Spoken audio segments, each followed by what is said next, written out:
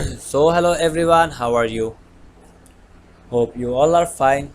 Yes, I am also fine, and welcome to my YouTube channel, and also welcome to my video, The History of United Kingdom,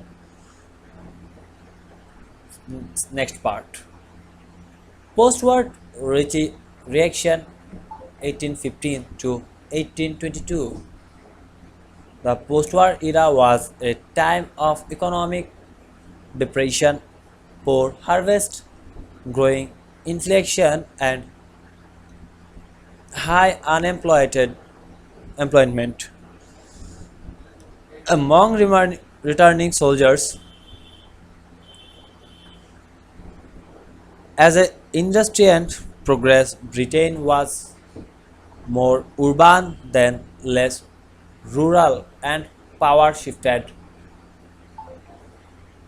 accordingly.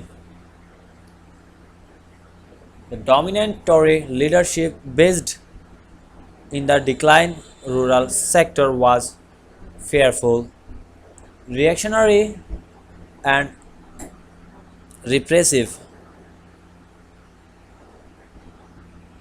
Tories feared the possible emergence of the radicals who might be reconspiring to emulate the dreaded French Revolution.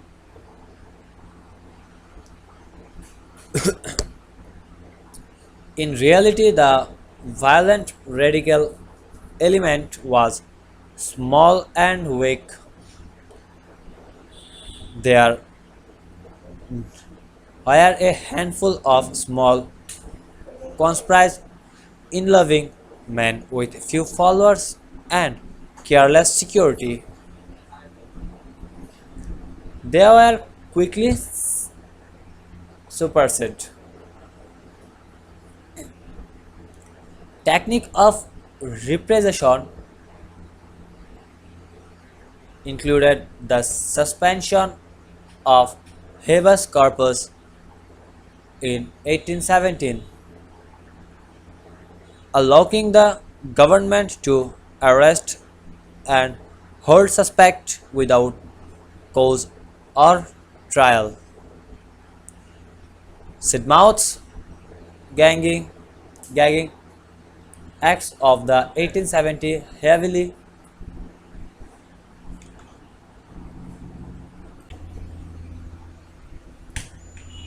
they provided drills and military exercise. Technique of repression included the suspension of habeas corpus in 1870s, allowing the government to arrest and hold suspect without cause or trial. Sidmouth gagging acts of 1870s heavily muzzled the option newspaper. The reform switched to Falmers and sold 50,000 a week, reaction to the Petrolo massacre of 1890s. The Liverpool government passed the six penalties on blasphemous and seditious publicans, imposing fourpenny stamp act on many filmets to cut down the flow and news and customs. Offenders could be harshly punished, including exile in Australia. In practice, the laws were designed to deter troublemakers and resource conservations. They were not often used.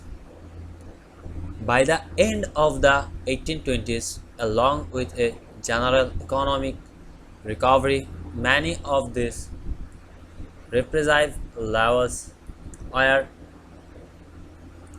repealed, and in 1828 new legislations guaranteed the civil rights of religious dissenters.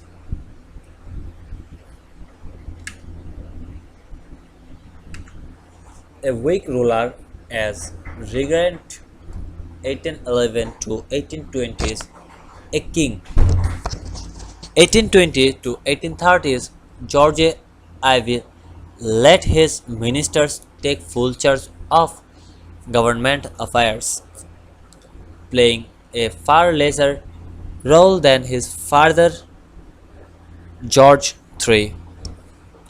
The principle now became established that the king accepts as prime minister the person who wins a majority in the House of Commons.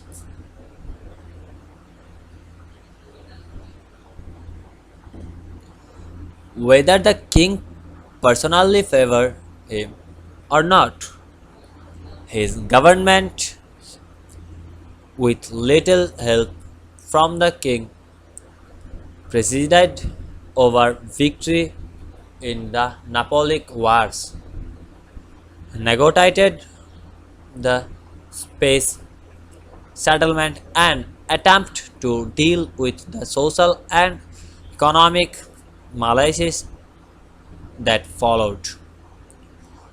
His brother William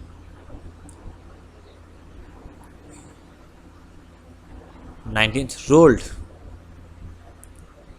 1838 to 1837 but was little involved in politics. His reign saw several reform the poor law was updated, child labor restricted slavery abolished in nearly all the British Empire.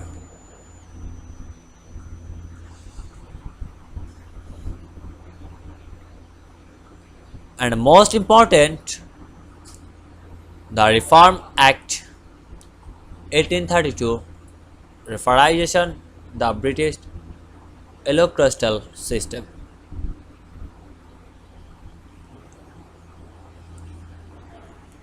There are no major war until the Chairman War after of 1853 to 1856, while Prussia,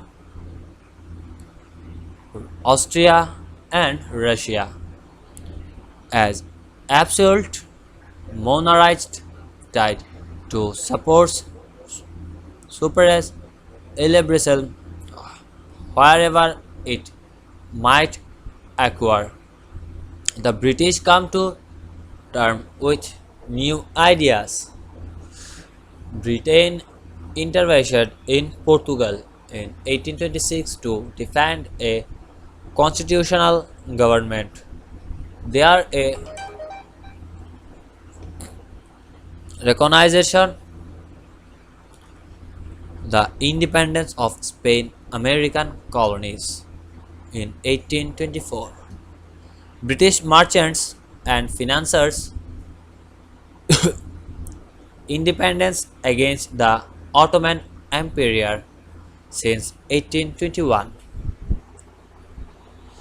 So thank you for watching my video.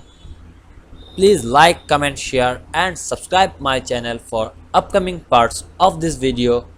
Goodbye. So hello everyone, how are you? Hope you all are fine.